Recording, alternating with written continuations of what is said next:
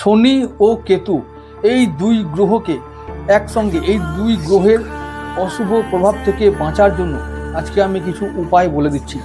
এই দুই গ্রহকে একসঙ্গে একই কাজের দ্বারা আমরা এদেরকে শান্ত করব, এদের অশুভ প্রভাব থেকে নিজেদেরকে রক্ষা করব। কিভাবে, সেই উপায়গুলো কি কি? নাম্বার 1, প্রতিদিন আপনার খাবারের থেকে কিছু অংশ চিল, কাক ওদের জন্য বরাদ্দ করবেন।